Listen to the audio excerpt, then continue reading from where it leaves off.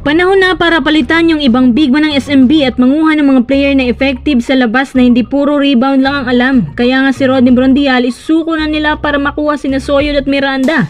Pero marami din nagsasabi na bad trade daw ito at palpak na desisyon. Magaling naman daw si Brondial basta bigyan lang ng playing time. Tingnan natin.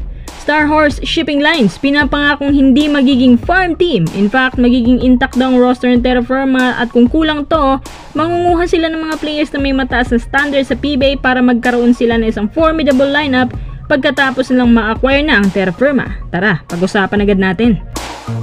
Ayon kay Snowbado, klarong-klaro na sinabi niya na big man daw muna ang mga unang hakbangin ng SMB. Nakita kasi nila na nasa big man din ang pagkukulang. Every time na wala si Junmar, walang maasahan sa ilalim na pwedeng maging karilibo. Kaya ang kukunin si Soyud at si Miranda. Si Soyud literal talaga na hanggang rebound din lang ang kaya. Malakas to sa ilalim. Yung playing style niya pang Reynel Hugnatan din. Wala nga lang shooting. Kaya kasama ni Soyud isinama na rin si Miranda. Si Miranda may shooting yan sa labas. Para sa akin good addition siya sa SMB pag nagkataon. Sa panahon ngayon, hindi na kasi sapat yung malakas ka lang pumoste. Dapat may shooting din. Kaya nga si Junmar, pinag-ibayo ang kanyang skills outside para maging swak siya sa international tournament. Kaya si Abay, mas nagiging ika ngay overpowered pa at sumasabay siya sa modernong galawan ng isang big man. Para sa akin, sobrang old school na rin yung big man na puro rebound lang kaya. Napaka-limited. Kaya nga siguro, papakawalan na lang nila si Rodney Brondial na medyo matagal-tagal na rin nasa kanila. Si Soyud, siya yung babalanse sa poste tuwing wala si Abay. Si Miranda, siya yung another option sa outside shooting. Para sa akin, walang magiging problema kapag kinuha silang dalawa. Kesa naman mag-stick sila kay Brondial. Tsaka si Brondial may abilities din naman. Hindi lang siya nabibigyan ng playing time dahil naglalaro lang siya sa likod ni Moto2 at Junmar. Mas maganda na rin yung mapunta siya sa ibang team para ma-maximize ang kanyang potensyal habang medyo bata pa. Sa nakikita ko, nag-eksperimento din ang SMB ngayon. Parang sinusubukan na lang nila yung kakayahan ng ibang players para makita kung effective to sa kanila. Paano na lang kung ang nakuha nila hindi pa rin effective? Anong gagawin nila? Syempre, alam mo na ang susunod na mangyayari. Sa susunod na kabanata, may panibago na naman silang plano at iibahin muli ang core. Alam nyo, mahirap talaga manguha ng players na talented na hindi lumaki sa'yo. Dapat kasi tuwing may rookies, hinahasa yan sila. Hindi yung kukunin lang tapos ibabangko.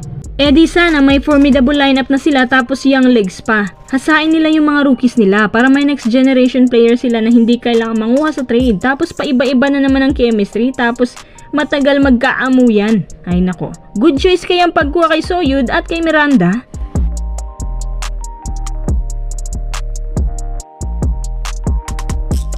Star Horse Shipping Lines, may mga target na umano na players na gustong kunin. Sa ngayon, nilinaw naman ng bagong team na to na wala munang trades na mangyayari hanggat hindi pa na-finalize ang roster. Gusto ng Star Horse na manatili lang muna sina Mark Nonoy, Luis Angalang, Kemer Carino at nang hindi sila makatakas.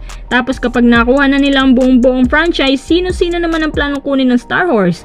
Base sa mga naririnig ko pero hindi pa naman fully confirmed si Shawnee Winston at ilang players mula sa Northport gaya ni Gio Halalon. Mayaman din daw ang owner na to, isang billionaire na nagmamayari ng Red Dragon Restaurant at iba pang big time business na si Jackson Chua. Syempre, makakuha siya ng big time star players kasi ang nais nila maging isang competitive at contender team. At lagi lang sinasabi na hindi kami magiging farm team at hindi rin kami yung team na pagkukunan nila ng good players tapos papalitan ng mga matatanda. Sisiguraduhin daw nila na palalakasin nila ang kanilang team para talaga makasabay sa mga big teams. Tsaka mga big teams ngayon, unti-unti nang bumabagsak. Ang ibig kong sabihin, yung pagiging contender team nila medyo nawawala ng credibility as an SMC team. Kumbaga noon, kung SMC team ka, kinatatakutan. Ngayon, medyo hindi na. Kasi pumapalag na yung ibang mga independent teams. So sana nga itong Star Horse, mga tulad din sa Converge, na talagang may will to survive.